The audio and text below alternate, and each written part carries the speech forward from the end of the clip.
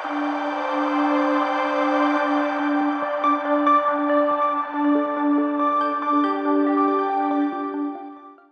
आजच्या भागामध्ये तुमच्या सगळ्यांचं स्वागत आणि अक्षय तृतीयेच्या तुम्हाला सगळ्यांना हार्दिक शुभेच्छा. अक्षय तृतीया हा हिंदू धर्मातील अत्यंत शुभ आणि पवित्र सण मानला जातो. या दिवशी केलेलं दान, जप, तप आणि सत्कर्म यांचं फळ अक्षय म्हणजे कधीही न संपणारं असं मानलं जातं. भगवान विष्णू यांचा 6वा अवतार परशुराम यांचा जन्मही याच दिवशी झाला, म्हणून हा दिवस विशेष मानला जातो. आपण नवीन कामांची सुरुवात, सोने खरेदी, गुंतवणूक किंवा शुभ उपक्रम करण्यासाठी हा दिवस अत्यंत मंगल असा मानतो. शेतकरी वर्गासाठीही हा दिवस महत्त्वाचा असून शेती संबंधित कामांची सुरुवात या दिवशी केली जाते. पण तुम्हाला कल्पना आहे का, खानदेशात याला आखाजीचा सण असं म्हणतात. हा सण दिवाळी इतकाच वर्षातला अगदी महत्त्वाचा सण मानला जातो. चला तर आज याविषयीच अधिक जाणून घेऊया. खरं सांगू का, आजच्या भागातल्या कितीतरी गोष्टी मलाही नव्यानेच कळल्या आहेत. पण हीच तर गंमत आहे नाही का. आपला महाराष्ट्र इतका समृद्ध आहे आणि त्यातही विविध प्रांतात वेगवेगळ्या बोली आहेत, चालीरीती आहेत की आपण ना अगदी थक्क होऊन जातो. चला तर मग सुरुवात करूया आखाजीच्या सणाविषयीच्या एका गाण्याने. अर्थात खानदेश म्हटल्यावर आपल्याला सगळ्यात आधी आठवण होते ती खानदेश कन्या बहिणाबाई चौधरी यांची. त्यांनीच लिहिलेलं हे आखाजीचं गीत आहे. खरं तर वैशाख महिना म्हणजे कडक उन्हाळा, पण खानदेशातील आया भगिनींसाठी या उन्हाळ्याच्या झळा थोड्या सुसह्य होतात, कारण अक्षय तृतीयेच्या 15 दिवस आधीपासून घरोघरी गौराया बसतात. गौराई म्हणजे पार्वती. यावेळी गौरीसाठी गाणी म्हटली जातात, बायका झोपाळे बांधतात, वेगवेगळे खेळ खेळतात आणि म्हणूनच बहिणाबाई सांगतात, आखाजीचा मोलाचा सन देखाजी, निंबावरी निंबावरी बांधला छान झोकाजी. माझा झोका चालला भिरी भिरीजी, माझा झोका खेळतो वाऱ्यावरीजी. खेळतो म्हणजे खेळतो. गेला झोका चालला माहेराला जी, आला झोका पलट सासर आले जी. स्त्रीचं आयुष्यच माहेर आणि सासर यामध्ये झोके घेण्यात जातं, याचं हे किती सुंदर वर्णन केलंय नाही का. माझा झोका जीवाची भूक सरे जी, भूक सरे वाऱ्यानं पोट भरे जी. खेळ खेळण्यात कशाचंही भान राहत नाही, कारण आपण कोणाची बायको, आई, सून आहोत याचं भान न ठेवता स्वतःच्या मनाप्रमाणे वागण्याचा, मोकळेपणाने हसण्याचा, अगदी एन्जॉय करण्याचा आनंद या खेळातच तर मिळतो. या आनंदानेच पोट इतकं भरून जातं की कसली भूकच लागत नाही.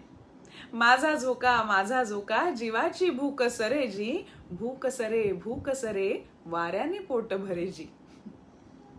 आला वारा वाऱ्यानं जीव झुले जी, जीव झुले झाडांची डांग हाले जी. डांग म्हणजे फांदी किंवा डहाळी. डांग हाले नजर नाही ठरे जी, झाली आता धरती खाले वरे जी. झोका घेताना अगदी हाच अनुभव असतो नाही का आपला. म्हणजे आपल्या भोवतीचं सगळं जग अगदी खालीवर होतंय असंच वाटतं आपल्याला. अंगणात खेयती पोरी सोरी जी, अंगणात खेयती पोरी सोरी जी, झाल्या दंग गाऊनी नाना परीजी. आणि गाणी गाऊन खेळ खेळले जातात. खेळ तरी किती वेगळे बघा बरं. झाला सुरू पहिला माझा पिंगाजी, फुगड्यांचा चालला धांगड धिंगाजी. दारोदारी खेळाची एक घाईजी, घरोघरी मांडल्या गौराईजी. गवराई सजवल्याजी, संगातीनी बोलवल्याजी. बोलवल्या टिपऱ्या झाल्या सुरूजी, टिपऱ्यांचे नादवले घुंगरूजी. किती खेळ सांगू मी काय जी, खेईसनी आंबले हात पायजी. म्हणजे खेळून खेळून दमल्यावर जाणवतं ही विश्रांती 4 दिवसांचीच, पुन्हा कामाला सुरुवात करायची.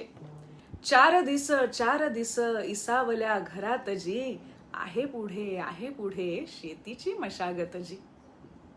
सणाचा आनंदाचा काळ सरला की घर आणि मन कसं रिकामं होऊन जातं, तीच भावना आता या शब्दातून व्यक्त झाली आहे.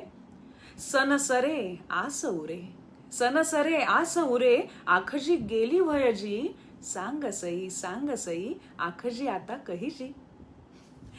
चैत्र गौर तर महाराष्ट्रात सगळीकडे असते, पण तिचं हे अस्सल खानदेशी रूप आहे, हो की नाही. खानदेशात बोलली जाणारी बोलीभाषा म्हणजे अहिराणी बोली. मराठीची ही अत्यंत महत्वाची बोली आहे. या बोलीवर गुजराती भाषेचाही प्रभाव. जळगाव, धुळे, नाशिक जिल्ह्याचा उत्तर भाग, बऱ्हाणपूर अशा मोठ्या भूभागाला खानदेश म्हटलं जातं. या भागातील बागलाण हा पूर्वी मोठा प्रांत होता. यालाच आज सटाणा तालुका असंही म्हटलं जातं. अनेक ठिकाणी अहिराणीचा उल्लेख बागलाणी असाही केला जातो. खानदेशचं प्राचीन नाव ऋषिक देश असं होतं. खानदेश या नावाची व्युत्पत्ती काय याविषयी वेगवेगळी मतं आहेत.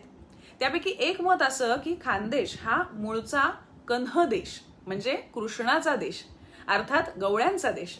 खानदेशचे मूळ प्राचीन रहिवासी हे अभिर किंवा अहिर होते असं मानलं जातं. रामायण महाभारतातही त्यांचा उल्लेख येतो. हे लोक कृष्ण भक्त होते, गाई गुरं पाळणारे गुराखी होते. त्यामुळे हे मत अधिक पटण्यासारखं आहे. म्हणजे ही अभिर किंवा अहिर यांची अभिराणी किंवा अहिराणी भाषा. अहिर, अहिरे अशी आडनावं सुद्धा पाहायला मिळतातच. या भाषेत लोकसाहित्य पुष्कळ आहे.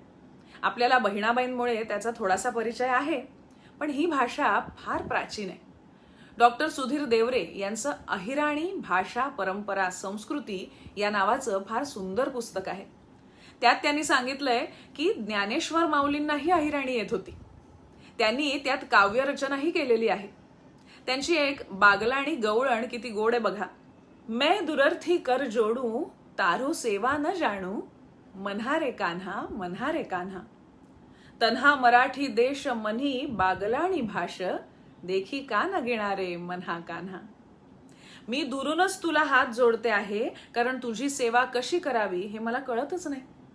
तू माझाच कान्हा आहेस, पण आता विठ्ठल रूपात आहेस.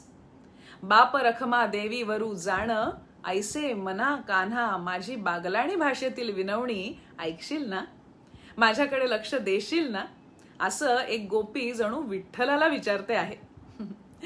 याच पुस्तकात आणखीही एक आश्चर्यकारक लोककला प्रकाराची माहिती मिळाली बरं का. दरवर्षी वैशाख महिन्यात अक्षय तृतीयेच्या आधी किंवा नंतर भोवाडा होतो. वैशाख म्हणजे उन्हाळा. उन्हाळ्यात शेतकऱ्यांना फारशी कामं नसतात. म्हणूनच या अहिराणी भागातल्या खेड्यापाड्यांवर भोवाड्याची परंपरा टिकून राहिली असावी. भोवाडा 2 प्रकारचा असतो. एक देवी भोवाडा आणि दुसरा रामायण भोवाडा.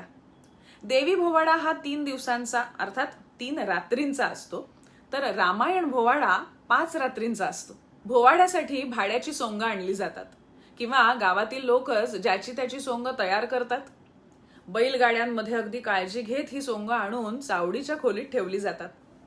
सोंग पाहण्यासाठी गावातील बाल गोपाळ आणि अगदी थोराडही त्या खोलीभोवती गर्दी करतात. सोंग आणते वेळी सोंगाची झालेली थोडीफार मोडतोड या शाळेत व्यवस्थित केली जाते.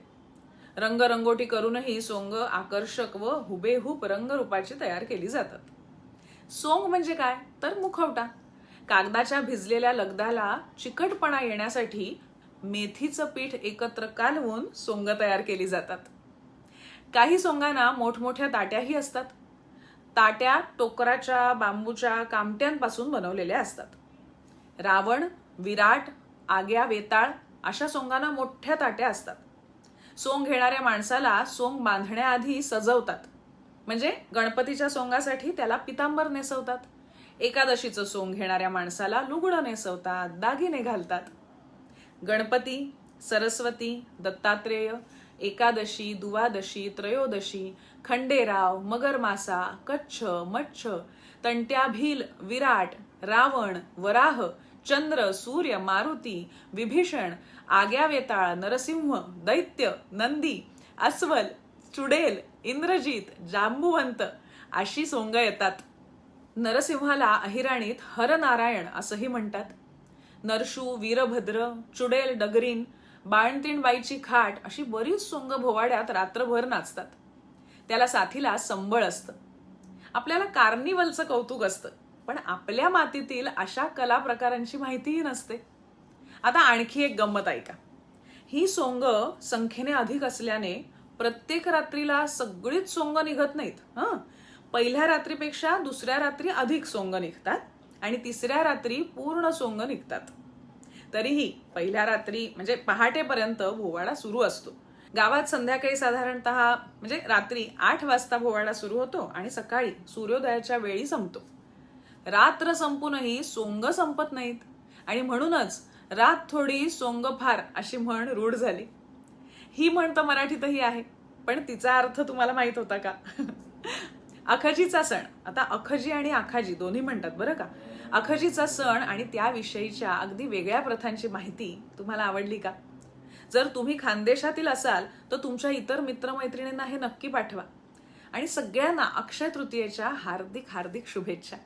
आणि जाता जाता अहिराणी भाषेतील ही कोडी सोडवता येत आहेत का बघूया. आणि तुम्ही उत्तर सांगा प्रतिक्रियेमध्ये. पहिलं, एवढा एवढा गडू भुईमा दडू. काय बरं? दुसरं, एवढे एवढे झाड त्याला 32 घुंगरू. आणि आता तिसरं, 3 पायना बांधा मळा वर बठा तावजी काळा. बघा बरं, या कोड्याची उत्तरं तुम्हाला येतात का आम्हाला प्रतिक्रियेमध्ये सांगा. आणि तुम्हाला सगळ्यांना काय करायचंय तर मधुरा वेलणकर साटम ही आमची YouTube वाहिनी, तिला पसंती द्या, तिचा प्रसार करा, तिचे सभासद व्हा, अर्थात लाईक, शेअर आणि सबस्क्राईब करा. पुन्हा भेटूया पुढच्या भागामध्ये एका नव्या गोष्टीसह. धन्यवाद.